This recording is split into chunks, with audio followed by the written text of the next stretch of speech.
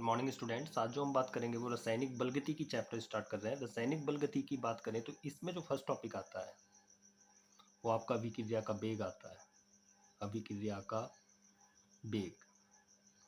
तो रासायनिक बलगतिकी का जो फर्स्ट टॉपिक है वो क्या है आपका? अभिक्रिया का वेग।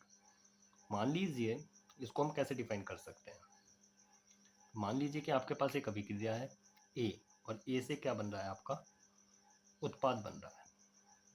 देखिए जो एरो से पहले लिखा जाता है उसको हम क्या कहते हैं? अभिकारक। क्या कहते हैं? अभिकारक। तो अगर हम अभिक्रिया के वेग की बात करें कि हम अभिक्रिया के वेग को कैसे परिभाषित कर सकते हैं, तो देखिए आप क्या कहेंगे? अभिकारक है, एरो के बाद जो होता है वो क्या है? उत्पाद।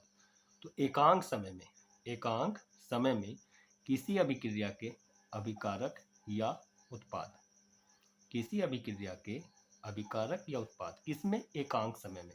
तो डेफिनेशन याद होगी, एकांक समय में किसी अभिक्रिया में उपस्थित अभिकारक या उत्पाद की सांद्रता में होने वाले परिवर्तन को अभिक्रिया का वेग कहते हैं। फिर से बोल रहा हूँ, याद हो जाएगा। एकांक समय में किसी अभिक्रिया में उपस्थित अभिकारक तथा या उत्पाद की सांद्रता में होने वाले परिवर्तन को तो कैसे लिखेंगे? एकांक समय में। कैसे समय में? एकांक समय में। एकांक समय में किसी अभिक्रिया के अभिकारक या उत्पाद की सांद्रता में होने वाले परिवर्तन को। तो एकांक समय में किसी अभिक्रिया में उपस्थित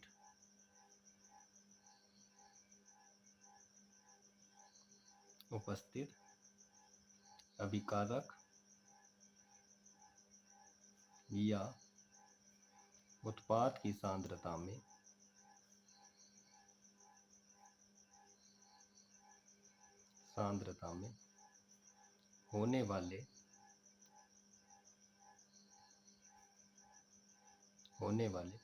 में होने वाले परिवर्तन को अभिक्रिया का वेग कहते हैं।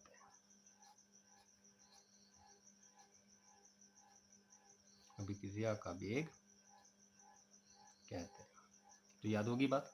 तो अभिक्रिया का वेग की परिभाषा आप कैसे लिखेंगे कि एकांक समय में किसी अभिक्रिया में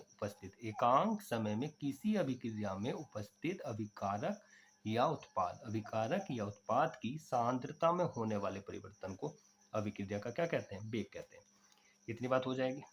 अब हम क्या करते हैं, जो एकांक समय है वो हमने कितना मान लिया कि माना डेल्टा टी समय में। कितना समय? डेल्टा टी समय में अभिकारक या उत्पाद, समय कितना मान? डेल्टा टी, और अभिकारक या उत्पाद की सांद्रता में, अभिकारक या उत्पाद की सांद्रता में होने वाला परिवर्तन, वो कितना मान लिया हमने? मान लीजिए वो डेल्टा एक्स है। होने वाला परिवर्तन डेल्टा एक्स है। तब तो अभिक्रिया का वेग क्या हो जाएगा? तब अभिक्रिया का वेग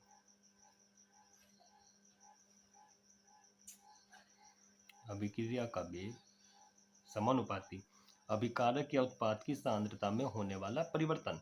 तो अब क्या आएगा? अभिक्रिया का वेग समानुपाती अभिकारक या उत्पाद की सांद्रता में होने वाला परिवर्तन बटे समय में परिवर्तन। जहाँ डेल्टा आ जाता है वो परिवर्तन को बताता है, तो वो परिवर्तन समय कितना है? Delta T. तो माना डेल्टा टी समय में अभिकारक के उत्पाद की सांद्रता में कितना परिवर्तन था? Delta x. तो अभिक्रिया का वेग क्या हो गया? अभिक्रिया का वेग बराबर है ना, अब यहाँ समानुपाती इसको हटाएंगे तो क्या आ जाएगा?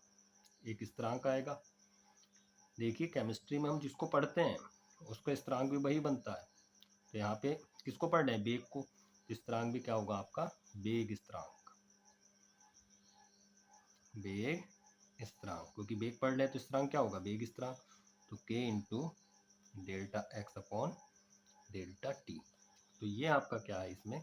अभिक्रिया का वेग, delta x upon delta T, और k क्या है आपका? वेग स्थिरांक। अगर अब हम आपसे बात करें कि अभिक्रिया के वेग का मात्रक क्या बनेगा, अभिक्रिया के वेग का मात्रक, तो मात्रक क्या बन जाएगा? अब आपको पता है ये क्या है, डेल्टा एक्स क्या है, आपकी सांद्रता है। तो सांद्रता का मात्रक क्या होता है, मोल प्रति लीटर। सांद्रता क्या होती है, मोल प्रति लीटर। और समय क्या होता है आपका, सेकंड। समय क्या होता है आपका, सेकंड। तो क्या मात्रक बन गया अब यहाँ से वेग का, मोल। लीटर को जब ऊपर लेके जाएंगे तो क्या हो जाएगा, इनवर्स। तो मोल लीटर इनवर्स, और जब ये भी ऊपर जाएगा तो क्या हो जाएगा, सेकंड इनवर्स। तो अभिक्रिया के वेग का मात्रक क्या होता है आपका, mole litre inverse second inverse. तो ये क्या था आपका, ये अभिक्रिया का वेग था। अब इसमें जो आगे डेफिनेशन बनेगी वो डेफिनेशन किसकी बनेगी, वेग स्थिरांक की। किसकी डेफिनेशन बनेगी, वेग स्थिरांक की। तो अगर हम वेग स्थिरांक की बात करें, किसकी बात करें, वेग स्थिरांक। तो वेग स्थिरांक क्या हो जाएगा, अभी आपने क्या निकाला है, अभिक्रिया का वेग। अभिक्रिया का वेग क्या है आपका, उसी से डेफिनेशन बन जाएगी। अभिक्रिया का वेग क्या है आपका, के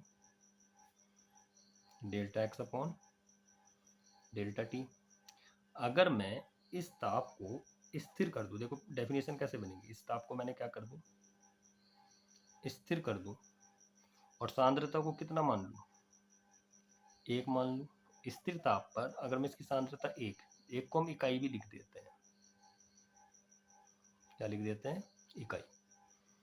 अगर मैं स्थिर ताप पर, कैसे ताप पर, स्थिर ताप पर अभिकारक की सांद्रता को कितना मान लूं, एक मान लूं या इकाई मान लूं, तो अभिक्रिया का जो वेग स्थिरांक है वो कितना हो जाएगा, स्थिर ताप पर अभिक्रिया के वेग के बराबर।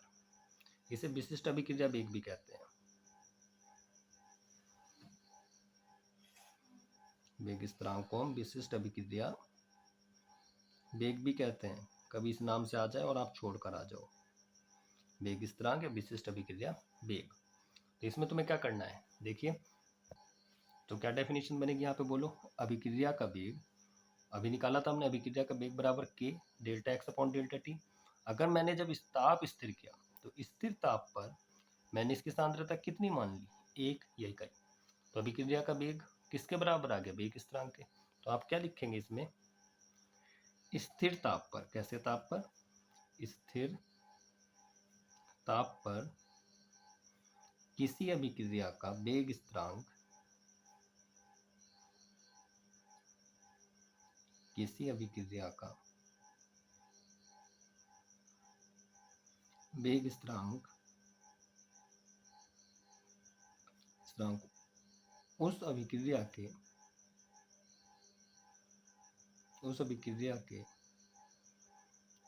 वेग के, अभिक्रिया के वेग के बराबर होता है, बराबर होता है जब क्या हो, जब अभिकारक की सांद्रता एक हो, जब अभिकारक की सांद्रता एक हो।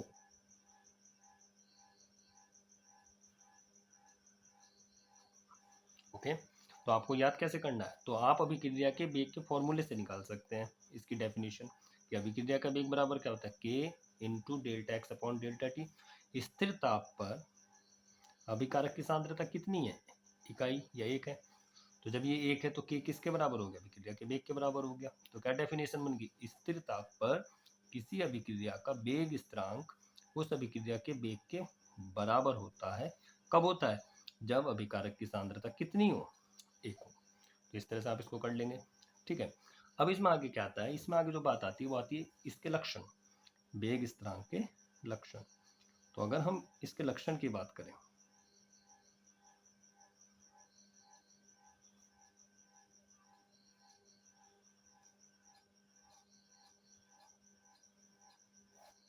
वेग स्थिरांक के लक्षण, तो अगर हम इसके लक्षण की बात करें तो हमेशा याद रखिए ताप का मान बढ़ाने पर, किसका मान बढ़ाने पर?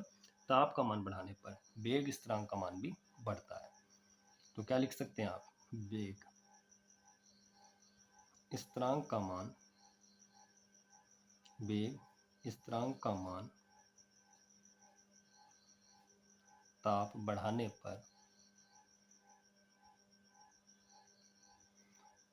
पर बढ़ता है। पहला लक्षण क्या है? वेग स्थिरांक का मान ताप बढ़ाने पर क्या होता है? बढ़ता है। दूसरा क्या है वो आप याद रखेंगे, वेग स्थिरांक का मान, वेग स्थिरांक का मान, वेग स्थिरांक का मान अभिकारकों की सांद्रता पर निर्भर नहीं करता। जो एरो से पहले लिखा होता है उसकी सांद्रता पर निर्भर नहीं करता है। ताप बढ़ाने पर बढ़ता है, वेग स्थिरांक का मान अभिकारकों की सांद्रता पर निर्भर नहीं करता है, निर्भर नहीं करता है। तो दूसरा पॉइंट ये हो जाएगा। अगर हम तीसरे पॉइंट की बात करें तो तीसरा पॉइंट इसमें एक और याद रखना, वो आप ये याद रखना है, वेग स्थिरांक का मान बढ़ाने पर अभिक्रिया का वेग भी बढ़ता है, क्योंकि यहाँ पे समानुपाती था ना, बराबर आ गया था। अगर ये बढ़ेगा तो ये भी बढ़ेगा। तो आप क्या लिख सकते हैं? वेग स्थिरांक का मान, वेग स्थिरांक का मान बढ़ाने पर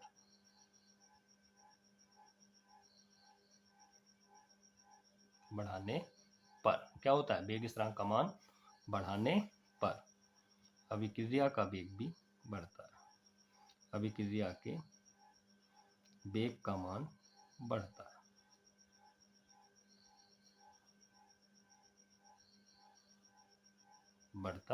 है। ओके। और नेक्स्ट पॉइंट इसका क्या याद रख सकते हैं? और चौथा लक्षण इसका क्या है? अगर हम चौथे लक्षण की बात करें तो याद रखना, स्थिर ताप पर,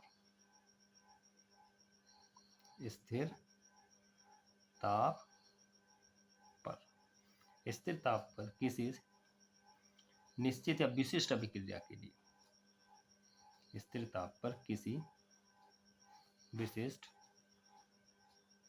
अभिक्रिया के लिए, स्थिर ताप पर किसी विशिष्ट अभिक्रिया के लिए वेग स्थिरांक का मान निश्चित होता है, मान निश्चित होता है, स्थिरांक का मान निश्चित होता है। ये बात आप याद रखेंगे।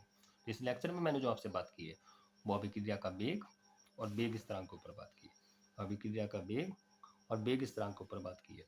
नेक्स्ट लेक्चर में जो मैं बात करूंगा वो बहुत ज़्यादा इंपॉर्टेंट है और यहीं से ही आपके एग्जाम में क्वेश्चन आता है, अभिक्रिया की कोटि।